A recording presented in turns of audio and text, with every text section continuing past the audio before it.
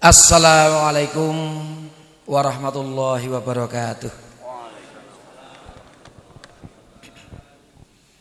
Alhamdulillah, alhamdulillahilladzi ja'ala taqwa libasa sholihin fatazawwadu bitta'ah wa qamu ala aqdamihim muntadhirina as-sa'ah khassahum min ibadihi wa asma'ahum ladhidha khitabih wa wafaqahum lil muhafazati ala salati wal jamaah ishtara minal mu'minina anfusahum wa amwalahum bi anna lahumul jannah ala ahsani bidha'ah.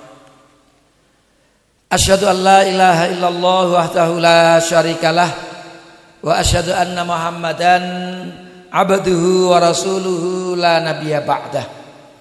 Allahumma shalli ala Muhammad wa ala alihi wa ashabihi ajma'in, amma ba'd.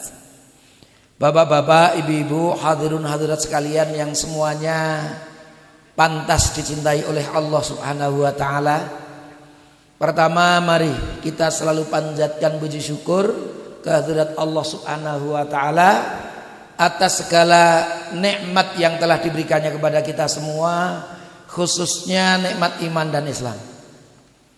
Karena kita semua sudah yakin 100% nikmat iman Islam ini adalah nikmat yang paling besar untuk urusan dunia dan akhirat kita.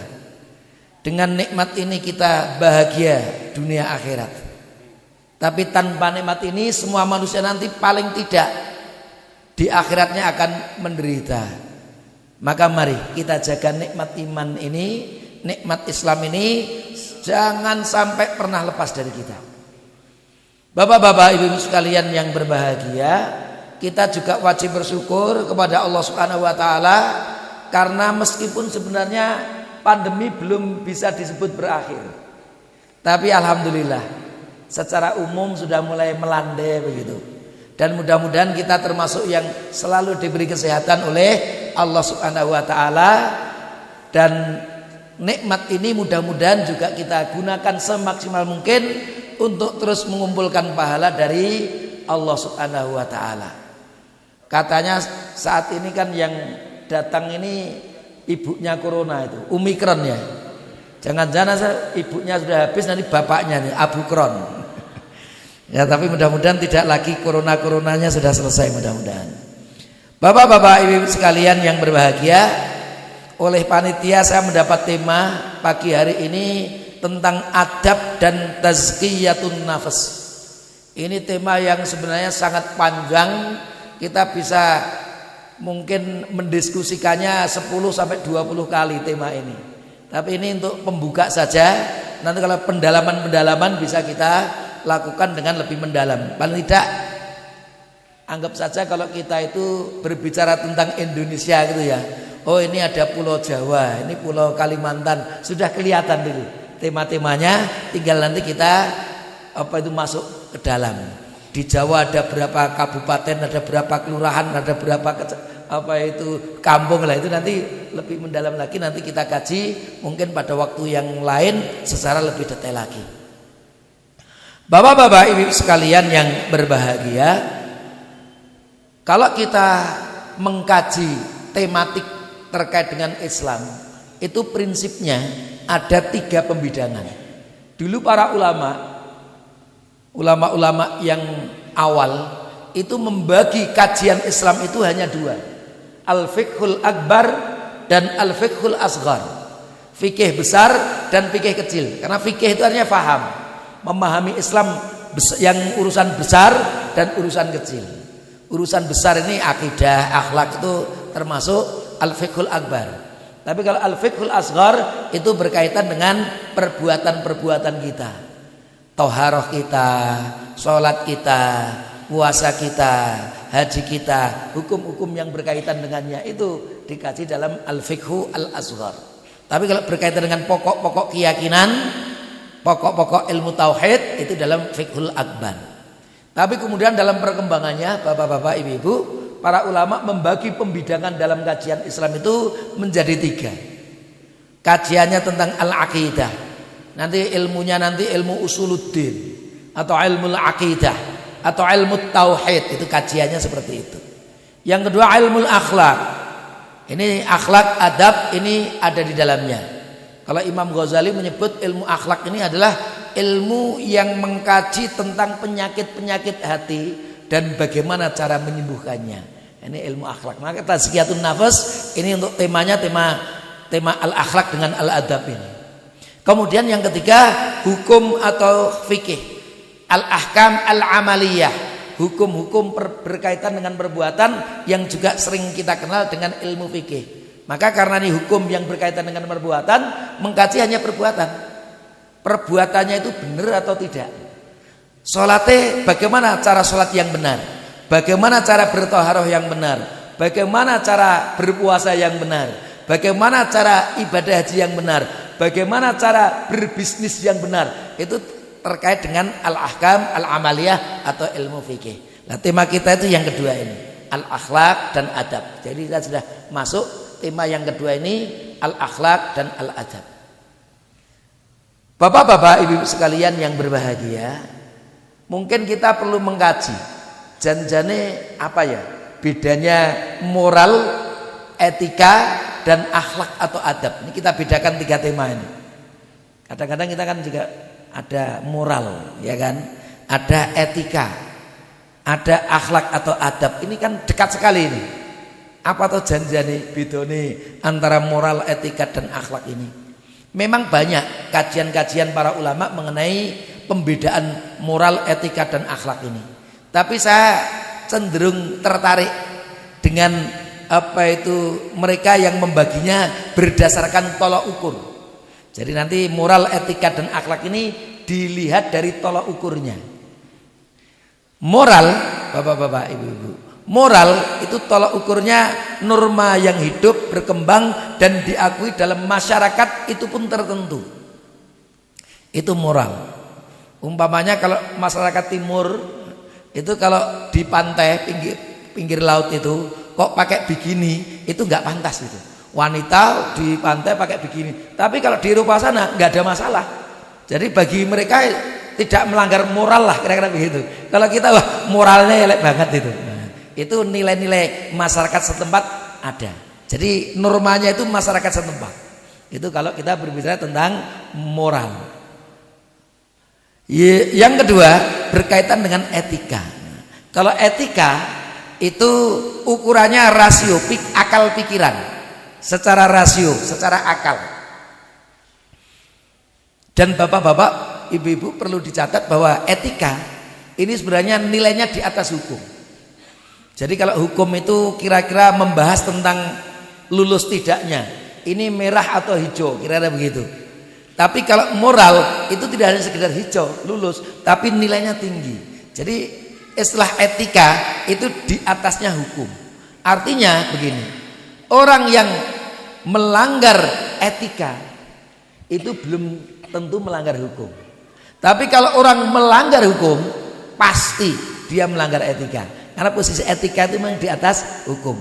Maka kalau di dunia dunia mungkin perkantoran atau lembaga-lembaga itu ada kode etik.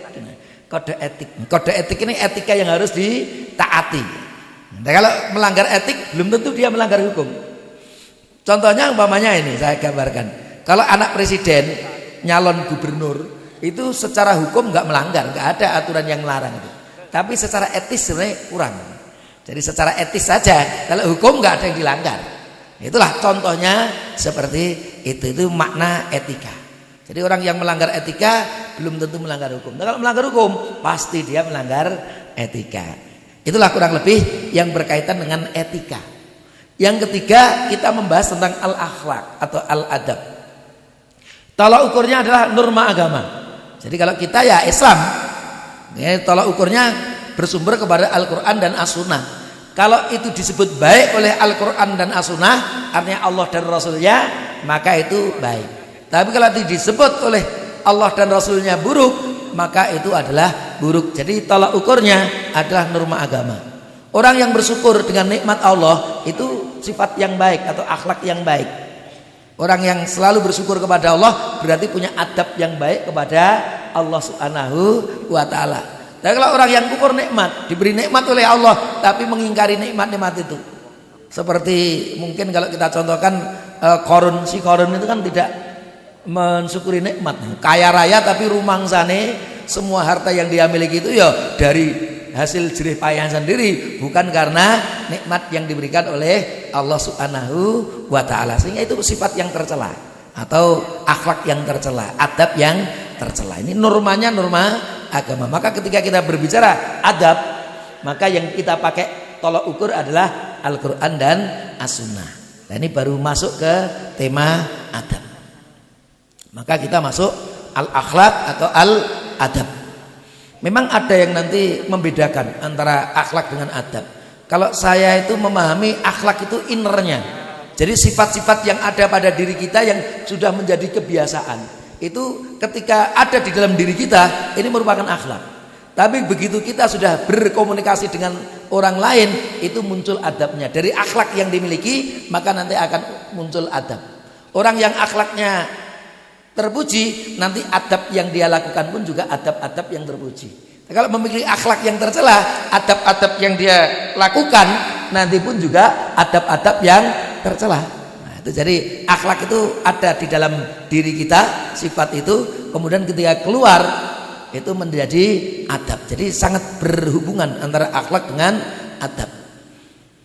Maka kita sebut ada dua macam. Akhlak atau adab itu ada dua macam. Ada akhlak yang mahmudah, yaitu terpuji atau akhlak yang baik. Ada akhlak yang tercela atau buruk. Jadi ada akhlak buruk. Akhlaknya buruk itu artinya memiliki akhlak yang buruk. Tapi kalau kita menyebut akhlak itu sebenarnya itu maksudnya yang terpuji. Orang itu enggak punya akhlak. Nah, akhlak ini yang dimaksud akhlak yang terpuji. Sehingga dia tidak punya akhlak itu berarti akhlaknya tercela. Itu apa itu bahasanya urf kita. Ketika menyebut akhlak itu maksudnya terpuji. Tapi sebenarnya akhlak itu ada dua macam. Ada akhlak yang terpuji, sekaligus ada akhlak yang tercela. Maka yang kita pilih mestinya yang pertama, akhlak yang terpuji. Maka tidak aneh kalau Rasul itu bersabda, innama bu'itsu, hanya saja aku itu diutus oleh Allah liutammima, untuk menyempurnakan makarimal akhlak, akhlak yang mulia, yang terpuji. Jadi kalau kita lihat hadis ini, innama itu lil hasr.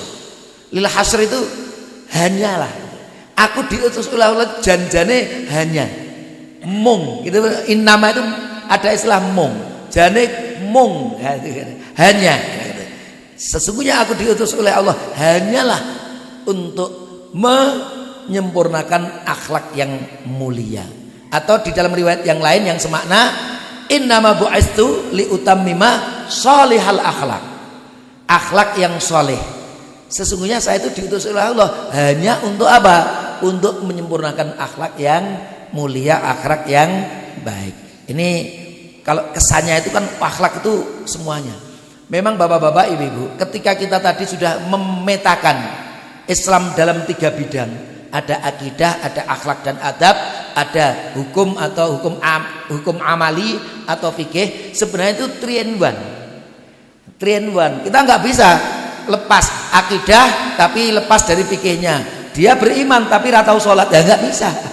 Atau sholat tapi sing disembah sapa karepku, tidak bisa. Jadi ketika kita masuk di dalam satu bidang tadi, tetap bidang yang lain itu akan bersinggungan karena ini 3 in 1, tentang akidah, akhlak, adab dan juga apa itu fikih dan hukum amalinya itu. Maka kalau kita lihat maknanya sangat luas sekali nih adab ini. Bahkan Rasulullah itu diutus hanya untuk menyempurnakan akhlak. Jadi tema Islam itu tema akhlak. Maka nanti ketika kita berbicara ekonomi Islam, itu juga apa? Yang muncul adalah prinsip-prinsipnya itu nilai-nilai akhlak, nilai-nilai moral, tapi moral agama. Itu untuk membedakan dengan moral dalam arti yang umum. Moral agama itu ya moral tapi tolak ukurnya agama. Lah, kita nanti kita melihat mengapa Rasul sampai bersabda apa itu, sesungguhnya aku diutus oleh Allah itu hanya untuk menyempurnakan akhlak yang baik. Karena terkait dengan akhlak atau adab itu sangat luas kajiannya. Yang pertama terkait dengan adab niat. Untuk berniat saja harus memiliki adab. Adab kepada Allah. Kita harus punya adab yang baik kepada Allah Subhanahu wa taala. Kita harus punya adab yang baik terhadap Al-Qur'an. Kita juga harus punya adab yang baik terhadap Rasul. Bahkan kita harus punya adab yang baik terhadap diri kita sendiri. Lah ini kira-kira kalau dijabarkan sedikit bagaimana? Saya jabarkan sedikit saja. Karena temanya terlalu panjang nanti. Contoh, kita kalau berbicara tentang adab kepada Allah, apa toh yang harus dimiliki oleh manusia berkaitan dengan adab kepada Allah atau akhlak kepada Allah Subhanahu wa taala? Dia satu, mentauhidkan Allah. Jadi kalau orang berbuat syirik, itu berarti dia tidak punya adab kepada Allah. Sudah diciptakan oleh Allah, sudah diberi rezeki oleh Allah, suruh nyembah tidak mau. Nah, ini tidak mentauhidkannya. Dia tidak menyembah yang harus disembah, yang harus disembah tidak disembah, tapi yang tidak boleh disembah malah disembah. Itulah kezaliman yang paling besar. Karena zalim itu meletakkan sesuatu tidak pada tempatnya. Kebalikan dari adil. Kalau adil itu meletakkan sesuatu pada tempatnya. Yang benar diletakkan pada yang benar. Salah katakan salah, benar katakan benar. Itu yang benar diputus benar, yang salah diputus salah, itulah yang adil. Maka kalau ada hakim yang benar disalahkan, yang salah dibenarkan, ini hakim yang zalim, meletakkan sesuatu tidak pada tempatnya. Itu mentauhidkan. Ini juga akhlak. Bersyukur dengan nikmat Allah itu juga bagian dari adab. Orang yang tidak bersyukur nggak punya adab. Sabar ketika diuji oleh Allah, karena tahu kita itu sedang diuji Allah. Gambarannya bapak-bapak ibu-ibu seperti kalau kita itu mau jual emas. Ibu mau jual emas ke tukang emas itu, yang jual emas itu mungkin. Ini berapa Bu? Ini 10 gram. Emasnya berapa kadarnya ini? Ini 21 karat Pak. Nggak mungkin langsung dibeli.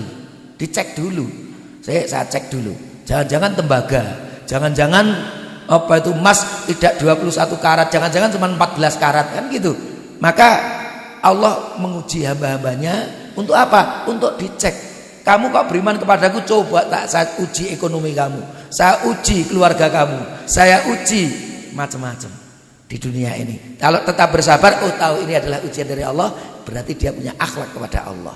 Bertawakal, menyerahkan semuanya kepada Allah Subhanahu wa taala. Selalu taat dengan aturan Allah. Itu juga bagian dari adab kepada Allah.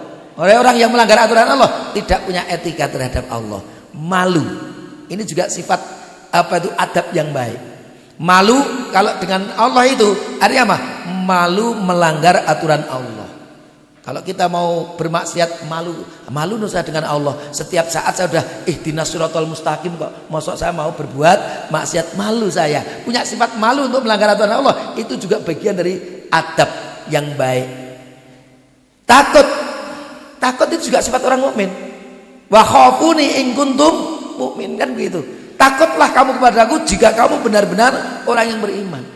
Karena orang yang tidak takut di dunia ini kepada Allah, nanti dia akan ketakutan di akhirat. Tapi orang yang di dunia ini takut kepada Allah, nanti di sana tidak takut karena akan mendapatkan nikmat dari Allah Subhanahu wa taala. Maka rasa takut itu penting. Takut dan berharap ini dua hal yang imbang.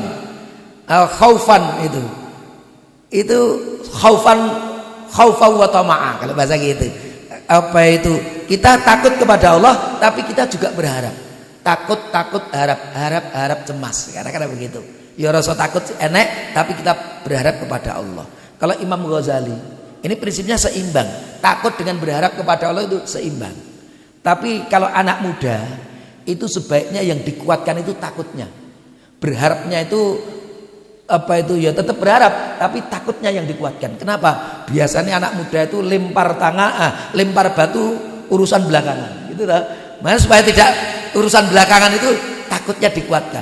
Karena ini kalau corotnya darahnya itu darah muda itu masih gitu ya. Maka harus direm. Dengan apa? Rasa takut kepada Allah. Karena kalau mau berbuat maksiat sana, aku takut kepada Allah, dia akan ngerem dari perbuatan maksiat.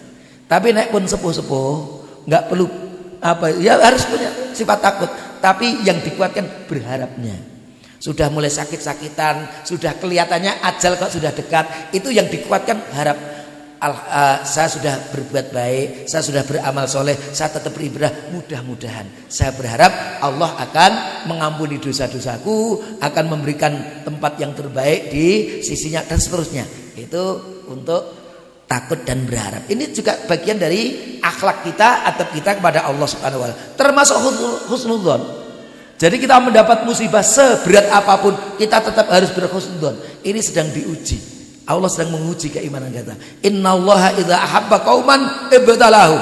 Allah itu kalau mencintai suatu kaum, Allah akan mengujinya. Kalau dia ridha dengan ujian Allah, Allah ridha kepadanya. Kalau dia murka, tidak ridha dengan ujiannya itu, maka Allah pun juga akan murka kepadanya. Maka itu tadi kita sabar, husnudzon kepada Allah. Ini bagian dari adab yang baik terhadap Allah Subhanahu wa taala. Adab kepada Al-Qur'an. Kita juga harus punya adab. Apa ada orang Islam itu nggak punya adab terhadap Al-Quran? Banyak. Contoh kita lihat, ketika kita membaca ini adab, posisinya sempurna. Kita wudhu, duduk menghadap ke arah kiblat. Nah seperti itu. Kemudian membaca Al-Quran itu dengan tartil, memperindah suaranya, itu bagian dari adab. Ini ya kurang beradab. Tapi dengan tartil, dengan baik, karena kita sedang membaca ayat-ayat Allah. Ini bagian dari adab terhadap Al-Quran. Kemudian membacanya dengan khusyuk, menghadirkan hati kita. Oh, yang kita baca ini aturan-aturan Allah, firman-firman Allah. Oh, Allah melarang saya untuk mencuri. As-sariqu was-sariqatu faqta'u aydiyahuma. Pencuri baik laki-laki maupun perempuan, potonglah tangan keduanya. Oh, berarti saya harus menghindarkan dari perbuatan mencuri. Itu artinya apa? Ketika kita membaca Al-Quran, hadir hati kita itu khusyuk. Kemudian apa? Setelah itu berusaha untuk memahami makna dan tafsirnya. Apa ya penjelasan para ulama? Apa ya penjelasan Rasul terkait dengan ayat ini? Kemudian berusaha untuk mengamalkannya. Itulah orang yang punya adab terhadap Al-Quran. Maka kalau orang membaca Al-Quran, bahkan mungkin khatam Quran, bahkan mungkin menghafal banyak Al-Quran, tapi baru keluar masjid sudah nyuri sendali koncone. Nah itu nggak punya adab terhadap Al-Quran. Dia pembaca Al-Quran sekaligus pelanggar Al-Quran. Ini orang yang tidak punya adab terhadap Al-Quran. Kita contohkan lagi adab kepada Rasul. Nah, kita juga harus punya adab kepada Rasulullah. Apa itu adab-adab kepada Rasul? Taat dengan semua yang beliau bawa. Karena tahu Nabi Muhammad itu adalah utusan Allah. Yang dia sampaikan itu bukan dari hawa nafsunya. Wa ma yantiqu anil hawa in huwa illa wahyu yuha. Apa yang diucapkan Rasul itu adalah wahyu. Entah itu dengan redaksi Allah langsung yaitu Al-Quran, atau dengan redaksinya Rasulullah yaitu Al-Hadis, atau nanti ada tengah-tengahnya itu hadis qudsi, firman Allah tapi redaksinya dari Rasulullah Sallallahu Alaihi Wasallam. Mencintai beliau lebih tinggi dari semua manusia, lebih tinggi dari cinta kita kepada istri kita, suami kita, anak kita, orang tua kita. Jangan sampai, maksudnya gimana? Maksudnya bapak-bapak, ibu-ibu, itu seorang muslim itu cintanya memang harus segitiga. Oh, cinta segitiga itu kesannya kan jelek itu ya. Wah, punya cinta segitiga. Justru seorang muslim itu cintanya harus cinta segitiga. Ketika kita mencintai istri kita, suami kita, orang tua kita, anak kita, itu karena apa? Cinta kita kepada Allah. Allah memerintahkan kita untuk mencintai pasangan kita, mencintai orang tua kita, mencintai anak-anak kita. Jadi kita mencintai saudara kita tadi karena apa? Karena Allah Subhanahu wa taala, karena ini perintah Allah dan Rasulnya. Itu artinya kita mencintai Rasul dan Allah lebih tinggi dari sekalian manusia. Tapi kalau nanti diperintah suami untuk apa itu berbuat maksiat, mau, kan ada di televisi itu, seorang istri PSK ditangkap, apa? Disuruh suami. Ini dia mencintai suaminya lebih tinggi dari Allah dan Rasulnya. Berarti mestinya kalau diminta untuk jadi PSK, kalau jadi PSK saya tidak mau taat. Karena apa? Melanggar aturan Allah. Saya mencintaimu, tapi cintaku kepada Allah lebih tinggi. Nah itu artinya orang apa? Yang memiliki akhlak yang baik kepada Rasulullah Sallallahu Alaihi Wasallam. Meneladani dakwah dan perjuangan beliau, membaca, oh inilah perjuangan Rasul, dakwahnya Rasul, kita ikut mewarisi apa itu pekerjaan Rasul, menjadi dai, pejuang untuk menegakkan agama Allah. Meneladani akhlak beliau, termasuk meluruskan fitnah. Ini akhlak. Lah kalau Rasul difitnah di mana-mana kok diem saja 1000 bahasa. Oh rapopo. Itu tidak punya akhlak kepada Rasulullah. Kita luruskan fitnah itu. Tidak benar. Rasulullah itu seperti itu. Itu info yang menyesatkan. Kita sampaikan semampu kita. Mencintai yang beliau cintai dan membenci yang beliau benci. Kekufuran dibenci oleh Rasul, maka kita harus membenci kekufuran itu. Kemaksiatan dibenci oleh Rasul, kita juga harus membenci apa yang dibenci oleh Rasul. Selalu mendoakan setiap nama beliau disebut. Kalau kita dengar nama Nabi Muhammad sallallahu alaihi wasallam, kita dalam hati kita sallallahu alaihi wasallam, itu doa. Orang yang tidak mau berdoa ketika nama Rasul disebut, itu disebut orang yang pelit. Nah, maka kita kalau dengar Nabi disebut, maka dalam hati kita sallallahu alaihi wasallam. Karena kalau man shalla alaiya salatan sallallahu alaihi asyra. Kalau orang mendoakanku sekali, Allah akan memberikan keberkahan 10 kali lipatnya. Itu akan dibalas oleh Allah Subhanahu wa taala. Adab kepada diri sendiri. Jadi kepada diri sendiri pun kita harus punya adab, punya etika. Orang nanti kalau yang tidak punya etika terhadap diri sendiri, itu disebut zalimul li nafsi. Nah, kalau dalam ayat itu surah Fatir ayat 33, itu 3 tingkatan manusia. Yang paling jelek itu zalimul li nafsi. Manusia model zalimul li nafsi, yang berbuat zalim terhadap dirinya sendiri. Loh, kok enek berbuat zalim kepada orang lain ngantemi wong liya itu kan member ya. Tapi kalau berbuat zalim kepada diri sendiri itu bagaimana? Ya orang yang berbuat maksiat itu zalim pada diri sendiri. Tahu kalau berbuat zina, minum minuman keras menyebabkan dia masuk neraka, kok ya jadi dilakoni? Zalim enggak terhadap dirinya? Tahu itu menyebabkan masuk neraka, kok menjabarkan kita nanti di akhirat menderita, kok tetap kita lakukan nekat. Itu namanya orang yang berbuat zalim terhadap dirinya sendiri. Maka orang yang punya etika terhadap diri, tidak mungkin dia akan berbuat zalim terhadap dirinya sendiri. Pertama apa yang dilakukan? Bertaubat. Karena kullu bani Adam khata'un. Semua bani Adam itu banyak dosanya. Semua manusia itu banyak, tidak hanya 1 2, tidak hanya 10 20, banyak dosa kita itu. Siapa yang merasa tidak pernah punya dosa? Begitu ngangkat tangan, nah itu dosa pertama itu. Berarti rangakoni itu. Kita itu banyak berbuat dosa. Bahkan setiap hari bisa kita melakukan dosa-dosa, khususnya dosa-dosa kecil. Maka semua bani Adam itu banyak dosanya. Dan sebaik-baik mereka yang banyak dosanya at-tawwabun, yang selalu bertaubat kepada Allah Subhanahu wa taala. Ini bertaubat. Jadi untuk membersihkan diri itu pertama taubat. Karena dosa-dosa itu kotoran. Begitu kita bertaubat kepada Allah, beristighfar kepada Allah, itu kita membersihkan kotoran-kotoran hati kita, kotoran-kotoran jiwa kita. Itu dimulai kalau kita beradab kepada diri kita, memulai dari taubat, dari dosa-dosa. Kemudian bermuraqabah. Muraqabah itu menjadikan Allah sebagai CCTV kita. Kemanapun kita berada, kita yakin Allah melihat saya. Kalau saya berbuat baik, Allah akan membalas dengan pahala. Kalau saya berbuat maksiat, Allah akan memberi kita dosa. Maka dengan muraqabah seperti itu, kita akan menjadi manusia yang selalu merasa dilihat oleh Allah, dan tahu Allah nanti akan mempertanggungjawabkan amal dan perbuatan kita. Kita akan selalu menjaga diri kita. Itu orang yang punya etika terhadap diri. Kemudian bermuhasabah, itu juga bagian etika. Bagaimana cara bermuhasabah? Kalau para ulama itu sebaiknya, itu memang untuk teratur itu sulit, tapi kita perlu biasakan. Sebaiknya dalam bermuhasabah itu setiap kita meletakkan kepala kita di bantal kita di akhir ketika kita mau istirahat di malam hari, itu paling tidak semenit, 2 menit, 5 menit kita flashback dari subuh tadi apa yang sudah saya lakukan. Oh alhamdulillah saya sholatnya berjamaah. Oh alhamdulillah zuhurnya juga berjamaah. Alhamdulillah tadi baca Quran.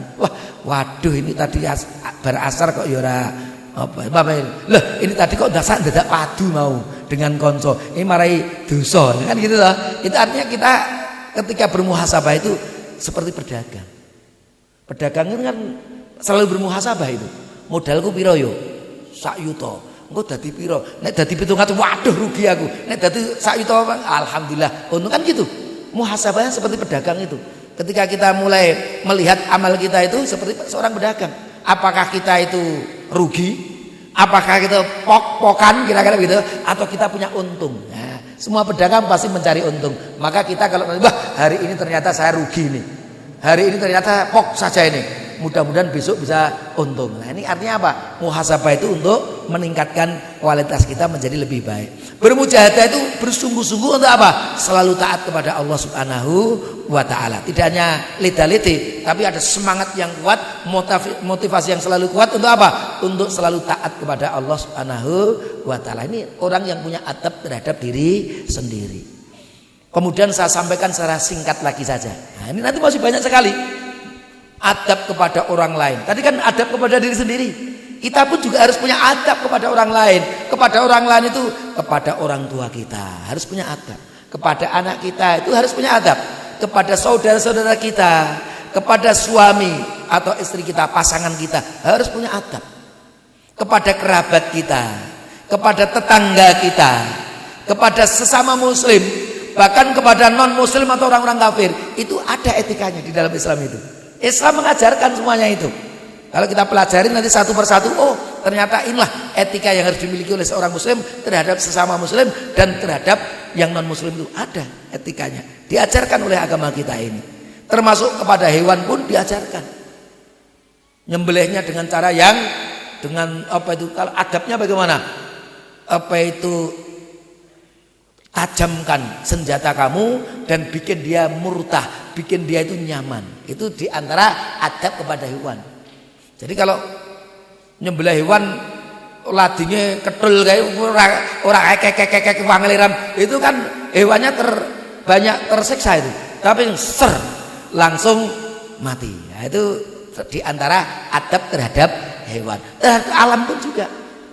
Zuharul fasadu fil barri wal bahri kan begitu. Tampak kerusakan di langit, di daratan dan di lautan. Kenapa? Karena ulah tingkah manusia, tangan-tangan manusia. Kenapa? Dia tidak punya adab terhadap alam ini. Kalau kita beradab dengan alam ini, maka alam ini pun juga akan apa itu beradab dengan kita. Nah, kalau kita tidak beradab, maka nanti akhirnya yang terjadi apa? Ada banjir, ada longsor. Kenapa? Kita hutan-hutan digunduli ya, akhirnya banjir. Itulah makna dari kita pun harus beradab kepada alam. Jadi semuanya diajarkan oleh Allah Subhanahu wa taala dan ini kalau kita bahas satu persatu, saya katakan tadi butuh beberapa kali kajian khusus bagaimana adab kepada orang tua, bagaimana adab suami istri itu kajiannya luar biasa dalamnya. Kemudian nanti termasuk di luar itu nanti ada akhlak ya secara umum yang terpuji, sabar, tawakal, izar, adil, penyayang, sidik, dermawan, tawadhu. Ini bagian dari adab-adab yang terpuji. Kalau kita punya sifat tawadhu, dermawan, kita jujur, selalu jujur, mengatakan apa adanya, tidak suka berbohong, menyayangi, artinya yang lebih tua kita hormati, yang lebih muda kita sayangi. Ini bagian sifat penyayang. Adil, selalu berbuat adil, tidak berbuat zalim. Isar itu apa? Isar itu mendahulukan orang lain. Dalam surah Al-Hasyr ayat 9 itu. Al-isar wa yusiruna ala anfusihim walau kana bihim khasasah. Itu isar itu tingkat ukhuwah Islamiyah yang paling tinggi. Itu tingkatnya isar. Ukhuwah Islamiyah itu tingkatnya apa? At-ta'aruf, saling mengenal. Oh, saya punya saudara muslim. Ini sudah saling mengenal. Ini sudah datang ke pengajian ini pakai peci, pakai baju koko, pakai jilbab. Ini alhamdulillah kita punya saudara ini sudah saling mengenal. Oh, kita punya saudara-saudara sesama muslim. Kemudian ditingkatkan lagi. Sekarang setelah apa itu at-ta'aruf, at-tafahum, saling memahami. Kemudian at-ta'awun, saling menolong. Yang terakhir at-takaful, saling menjamin. Maka para pejuang-pejuang Islam dulu siap bersusah-susah untuk senangnya orang lain, siap untuk bersulit-sulit untuk mudahnya orang lain, bahkan siap untuk berkorban nyawanya untuk hidupnya orang lain. Kan begitu, menjaga saudaranya supaya tidak terzalimi oleh orang lain, maka harus diperjuangkan, bahkan berkorban dengan dirinya. Itu al-ithar, mendahulukan orang lain bahkan dari dirinya sendiri meskipun dia juga butuh. Nah, itu al-ithar, itu tingkat ukhuwah yang sangat tinggi. Maka nanti kalau kita berbicara tentang ukhuwah Islamiyah, nanti juga akan luar biasa. Tingkat ukhuwah yang dilakukan oleh para sahabat-sahabat Rasul generasi pertama. Kalau kita melihat cara mereka berukhuwah, nah kita ini malu. Ternyata umat Islam di sini masih jauh panggang dari api untuk ukhuwah Islamiyah itu. Kita sering kali dengan saudara saling bentrok. Kalau udah berpecah umat Islam, ini yang disukai oleh musuh-musuh kita, sehingga kita ribut dengan saudara-saudara sendiri, tidak berjuang untuk menegakkan agama kita. Mudah-mudahan kita menyadari ini. Termasuk akhlak yang tercela, apa itu? Berbuat zalim, hasad atau dengki, ghish. Ghish itu mengelabui. Mengelabui itu nek dagang itu ora jujur. Suatu saat Rasulullah itu pernah masuk di pasar. Ini termasuk muamalah tadi dengan orang lain. Rasul, ada orang yang jualan kurma itu bagus sekali. Kurmanya itu bagus-bagus sekali. Tapi kemudian dibringkal oleh Rasul. Lah kalau ini jelek-jelek men ini. Tadi yang atas bagus, ini yang bawah jelek men ini. Wahai Rasul, kalau itu terkena hujan, asobat husama. Itu terkena hujan Rasul. Maka Rasul langsung tegas, man ghasyana falaisa minna. Siapa yang mengelabui kita, suka berbohong, suka mengelabui, dia bukan umatku.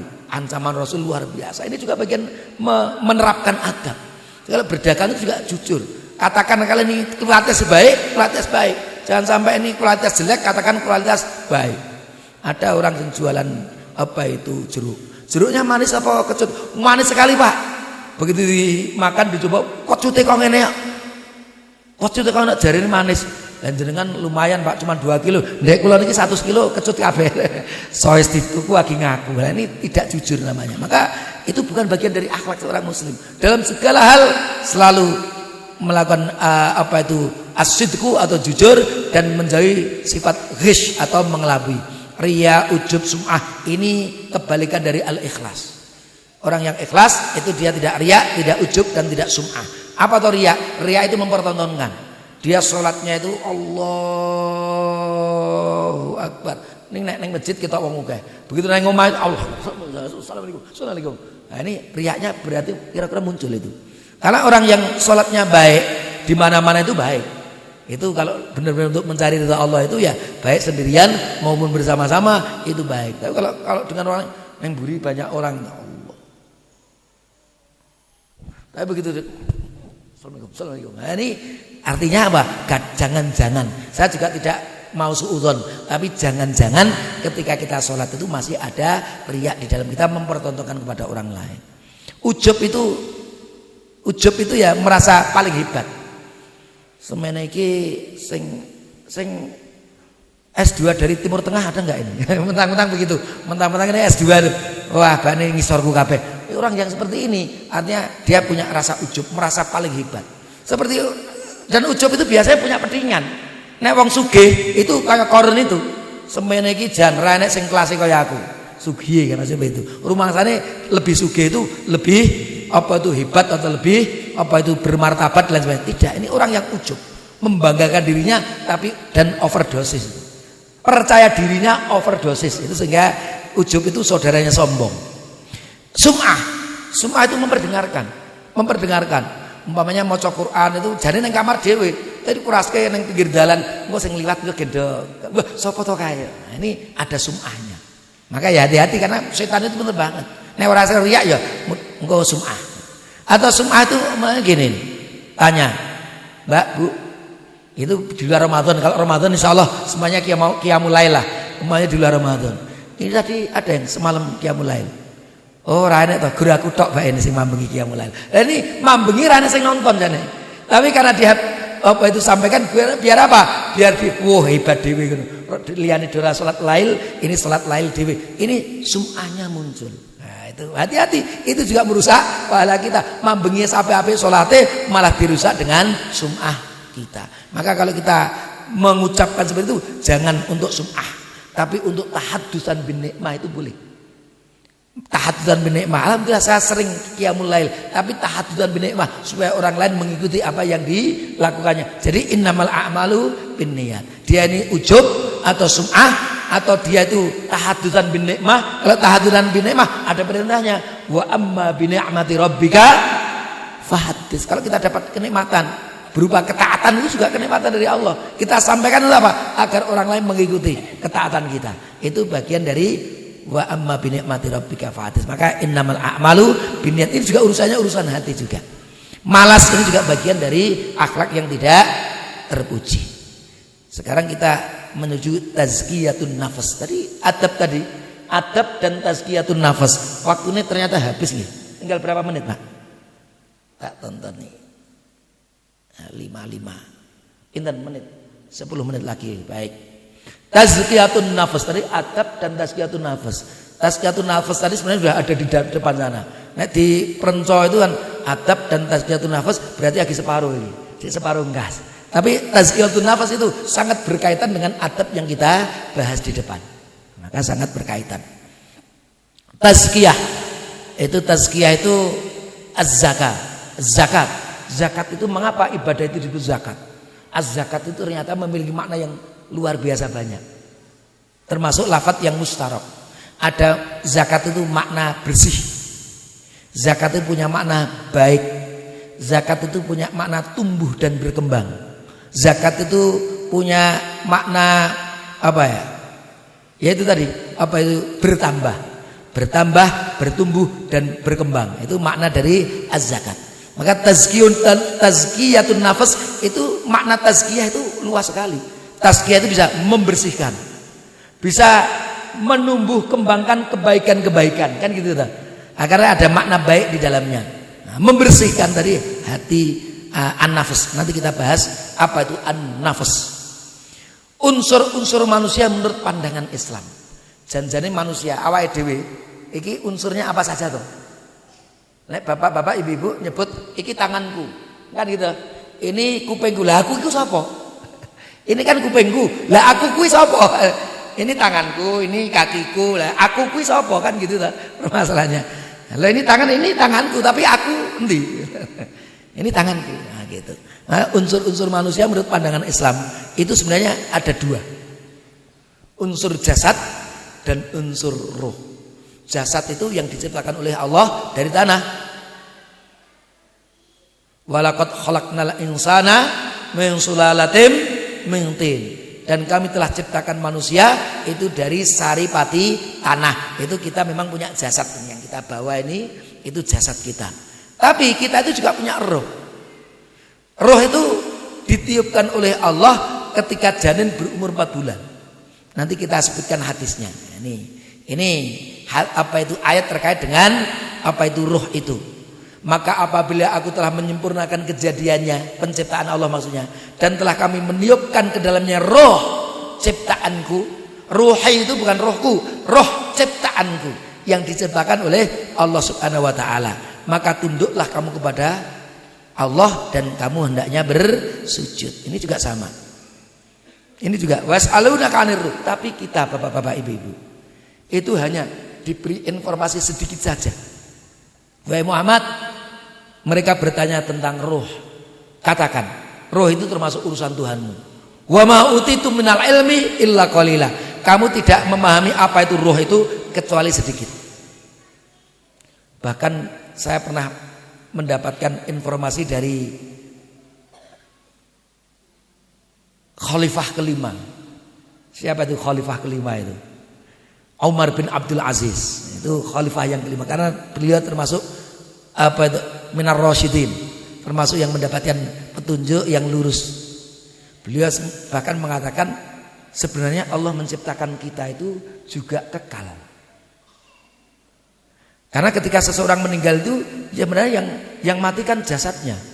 Nanti di dalam kubur itu ada siksa kubur, ada nikmat kubur. Berarti kita itu masih hidup itu. Yang taat itu didapat nikmat kubur, yang durhaka nanti dapat siksa kubur sambil menunggu datangnya hari kiamat. Hari kiamat pun kita menjalin nanti. Kita masuk hisab, madang mahsyar, hisab, kemudian sampai kita lewat as-sirat, kemudian kita masuk neraka atau kita masuk surga. Kan begitu lu terus itu jalan gitu. Setelah diciptakan oleh Allah. Makanya juga kajiannya nanti panjang. Karena yang apa itu dipanggil. Maka nanti akan kita bahas juga sedikit. Ini hadis yang menunjukkan bahwa setelah 4 bulan itu ditiupkan roh. Hadisnya Bukhari Muslim. Sesungguhnya salah satu kalian dikumpulkan penciptaannya oleh Allah itu di dalam perut ibunya.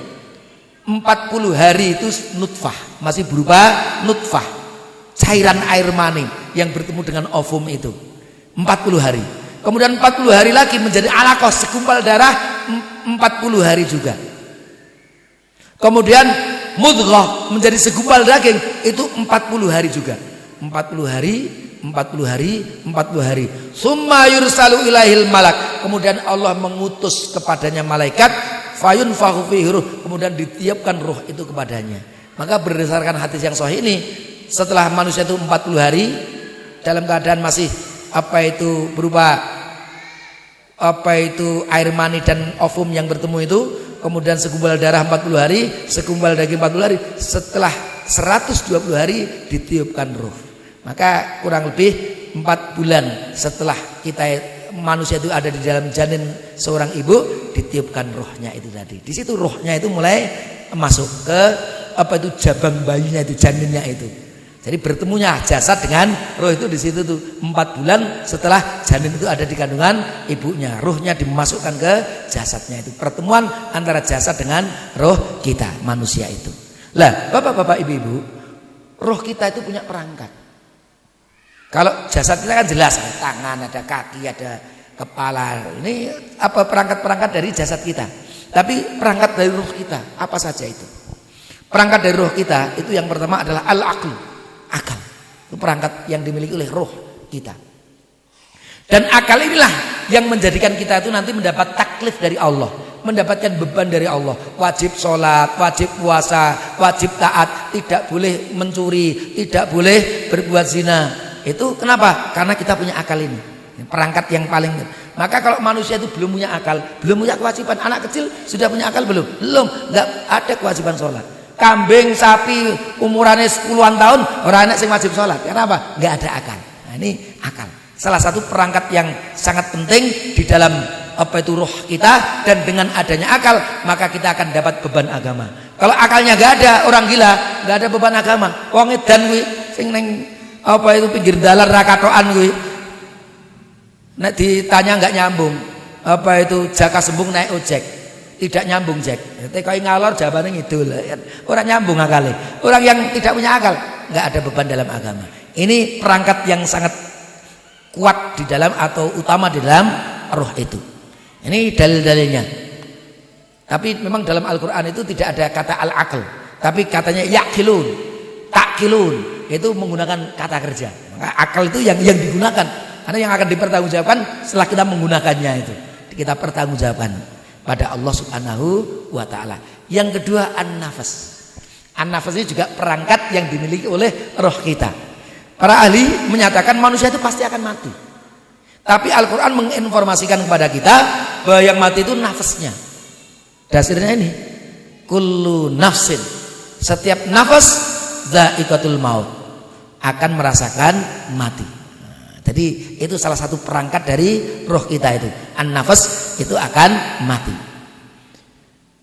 Hadis menginformasikan bahwa roh manusia menuju alam barzah, sementara jasad mengalami proses pembusukan. Ketika jasadnya mengalami pembusukan, dikuburkan, nanti bercampur tanah itu kan membusuk itu. Kalau udah puluhan tahun kan begitu, tinggal kerangka kan gitu, pembusukan ada. Tapi rohnya ada, tetap ada. Nanti kita tetap mempertanggungjawabkan di hadapan Allah Subhanahu wa taala. Dan nafas itu bagian perangkat dari roh itu tadi. Menjelang bernyawa kembali setelah nanti dibangkitkan oleh Allah Subhanahu wa taala. Al-Qur'an menjelaskan bahwa an-nafs, nafas yang dimiliki oleh manusia itu ada 3 tingkatan. Maka bapak-bapak, ibu-ibu, kita coba nanti introspeksi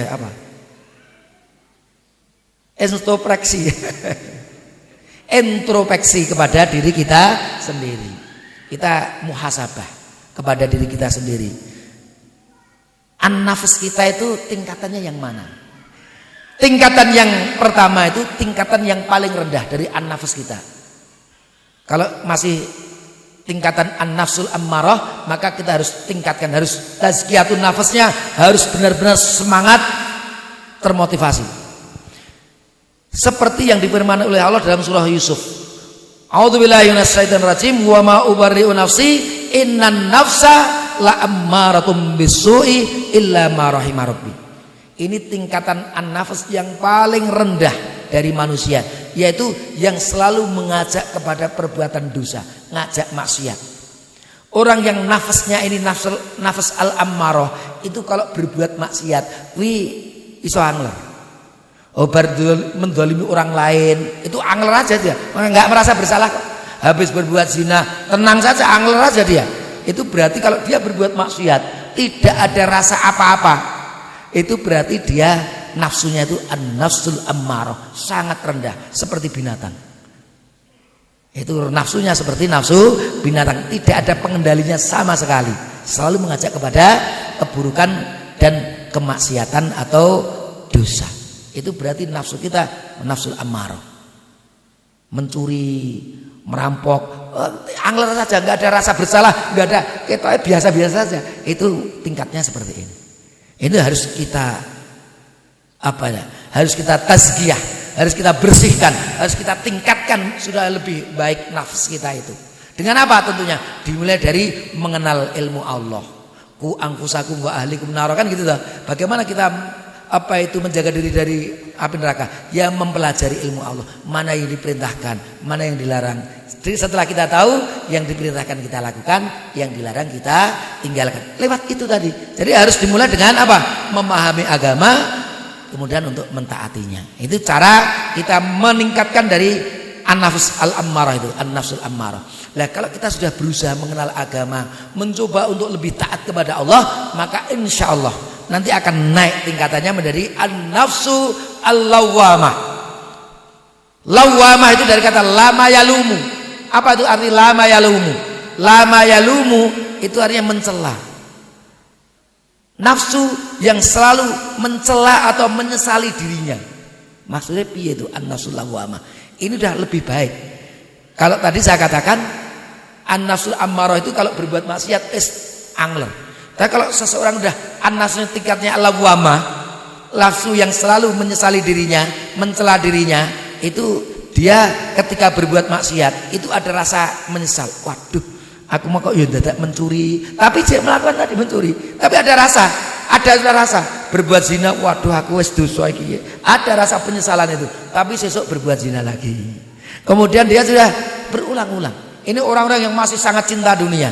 Dia mengenal Allah, tapi cintanya kepada dunia lebih tinggi, sehingga dia selalu bergelimang dengan dosa-dosa. Dan dia meskipun menyadari nek ngono iki ya dosa, ya iku penyebabkan rokok piye ya.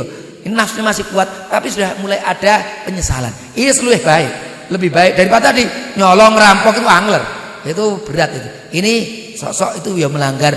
Waduh, aku tidak tahu, ada penyesalan itu. Tapi besok suatu saat tidak harus setiap hari, mungkin pekan depan, mungkin bulan depan, mungkin beberapa saat lagi masih melakukan lagi. Ini nafsunya berarti an-nafsul lawwamah. An-nafsu itu sudah mulai mencela. Kowe salah. Ngono ki salah. Ngono ki mari masuk neraka. Tapi ijik ngulang-ulang. Itu berarti an-nafsu kita itu an-nafsu al-lawwamah. Ini harus kita tingkatkan pemahaman kita kepada agama, kesadaran kita kepada agama untuk semakin taat kepada Allah, melaksanakan perintahnya, meninggalkan kemaksiatan yang diharamkan oleh Allah Subhanahu wa taala. Kalau kita semakin taat lagi, maka kita akan meningkat kepada an-nafsu al-mutmainnah. Ini tingkatan an-nafs yang paling tinggi. An-nafsul al-mutmainnah. Al-mutmainnah itu tenang. Nafas yang tenang, yang selalu bisa dikendalikan oleh akal dan hati kita. Ini sudah an-nafsu al-mutmainnah.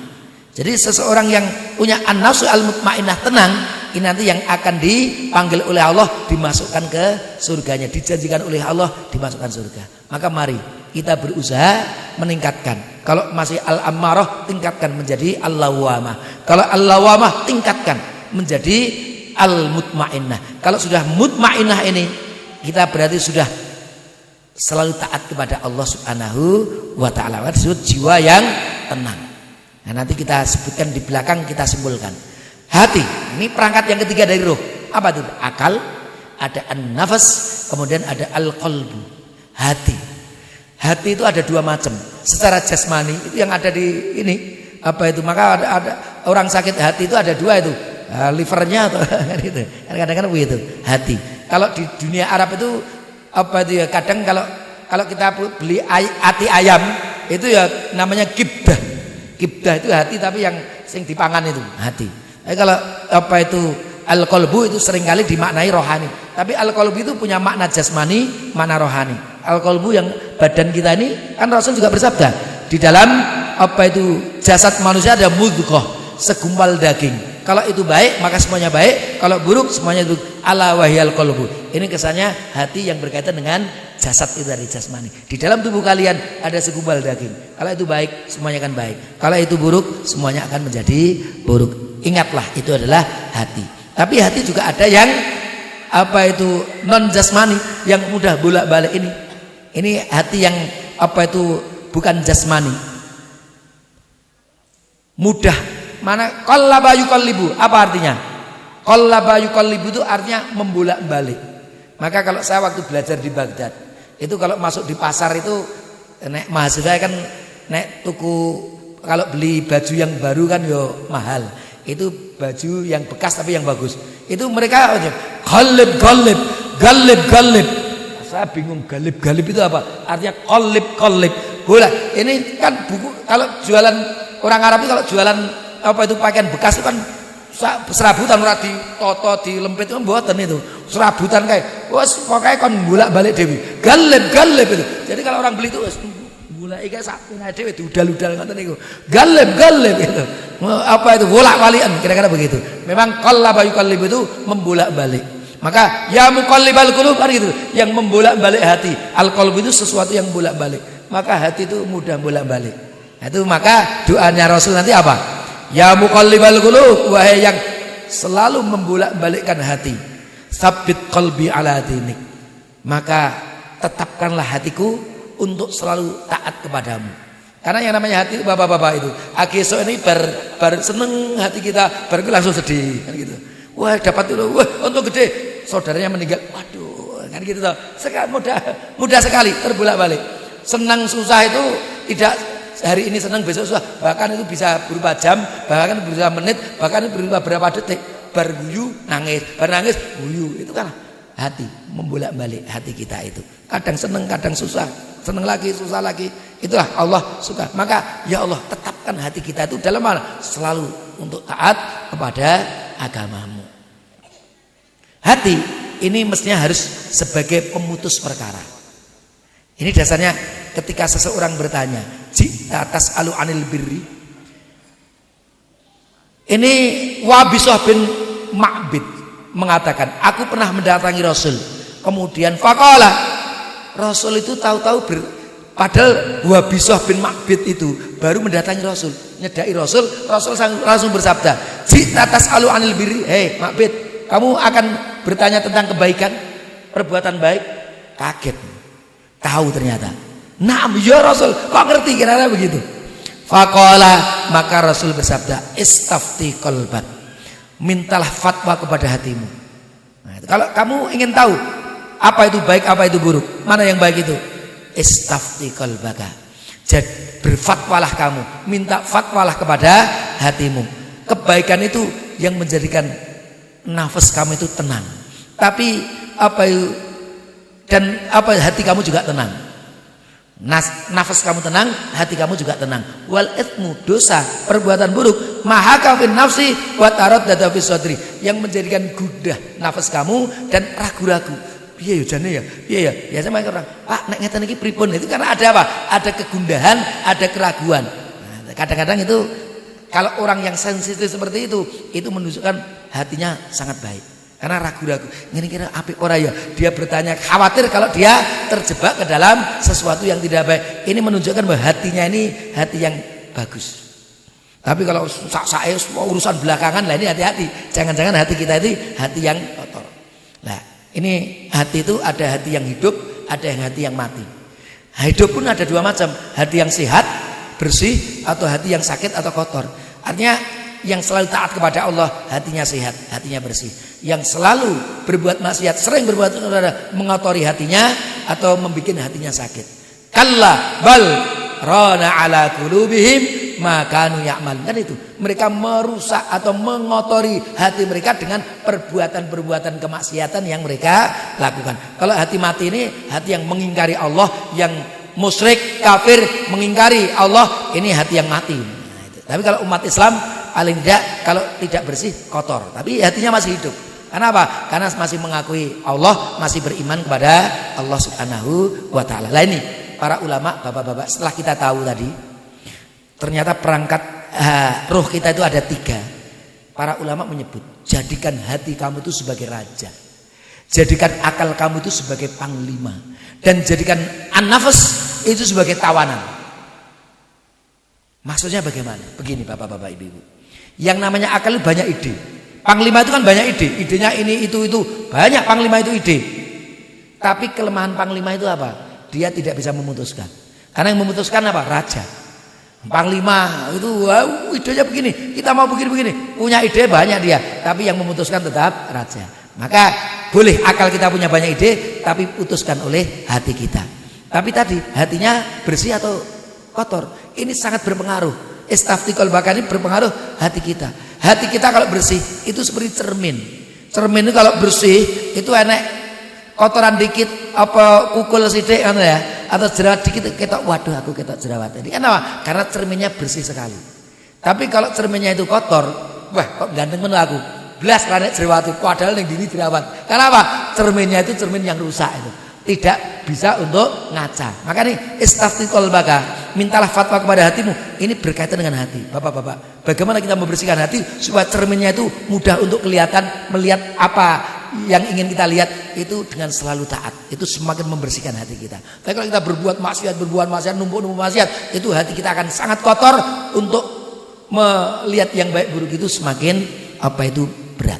An-nafsu itu jadikan tawanan. Karena manusia itu bapak-bapak, ibu-ibu tidak bisa membunuh an-nafas. An-nafas ini ada di dalam diri manusia. Nek orang agama lain katanya untuk menghilangkan nafas apa? Dipotong kemaluannya. Nek dipotong rumah sana nafasnya hilang. Tidak berkaitan dengan itu juga. Yaitu bagian dari nafas itu bisa muncul dari situ. Tapi tidak hanya itu saja. Bisa muncul di tempat yang lain. Ada nafsu berkuasa, ada nafsu kemaruk duit, ada itu an-nafas juga itu nanti. Maka an-nafas itu jadikanlah tawanan. Kita nggak bisa membunuh, tawan saja. Ditawan untuk apa? Untuk selalu ikut aturan Allah. Al-abdha, berhubungan lawan jenis, berhubungan laki-laki dan perempuan itu kan haram. Maka supaya halal bagaimana? Dengan menikah. Syahwatnya muncul, tapi dengan cara yang benar, yaitu lewat pernikahan. Kalau berbuat zina, maka dia kalah dengan syahwatnya. Tapi kalau dia bisa menawan syahwatnya untuk mengikuti aturan Allah, maka dia sudah bisa menawan. Maka an-nafsul mutmainnah, an-nafas yang tenang ini apa? Yang selalu tunduk dengan akal dan hatinya. Jadi nafasnya itu sudah tunduk. Oh, nek berzina itu ya nyat pena, tapi itu dosa masuk rokok, tinggalkan. Itu berarti sudah mutmainnah. Tapi kalau orang masih melanggar itu bisa al-ammarah, bisa al-lawwamah. Kalau udah mutmainnah, tahu akan menjadikan masuk neraka, maka hati dan akalnya akan menghabisinya. Jangan, kamu nggak boleh ke sana. Karena apa itu? Menyebabkan dosa, menyebabkan kamu masuk neraka. Ini jiwa-jiwa yang sudah mutmainnah ini akan bisa dikendalikan oleh hati dan akalnya. Tapi kalau yang amarah, nafsunya yang kuat, akal dan hatinya kalah dengan nafasnya itu tadi. Itulah bapak-bapak, ibu-ibu sekalian yang berbahagia terkait dengan tema kita. Maka tazkiyah itu ada tazkiyah secara jasad. Dari hadas khobas, dari hadas kecil wudu, hadas besar mandi wajib, khobas dari najis, itu membersihkan dari yang jasad. Jadi kalau tazkiyah itu yang kedua, roh kita, akal kita, nafas kita, hati kita perbaiki, kita bersihkan, kita sempurnakan. Itu namanya tazkiyah. Nah, tazkiyatun nafas berarti menjadikan nafas al-amarah itu menjadi an-nafas al-mutmainnah. Akidahnya menjadi lurus, akhlaknya menjadi terpuji, ibadahnya taat dan ikhlas dalam menjalankannya, mengikuti apa yang dicontohkan Rasul, dalam bermuamalah selalu mengikuti aturan-aturan Allah. Itulah orang-orang yang memiliki an-nafas al-mutmainnah. Sehingga insya Allah kita nanti ketika memiliki an-nafas al-mutmainnah, ketika kita datang dipanggil oleh Allah, kita ridho kepadanya, dan Allah pun juga ridho kepada kita semuanya. Itulah bapak-bapak, ibu-ibu yang bisa kami sampaikan. Mudah-mudahan ada manfaatnya. Mohon maaf kalau korupsi sidik ini waktunya tadi tinggal 10 menit kita punjul sidik ini. Mudah-mudahan ada manfaatnya. Saya mohon maaf kalau ada kekurangan, itu dari saya. kalau ada yang benar semuanya datang dari Allah Subhanahu wa taala. Aqulu qouli hadza wa astaghfirullah li wa lakum. Wassalamualaikum warahmatullahi wabarakatuh.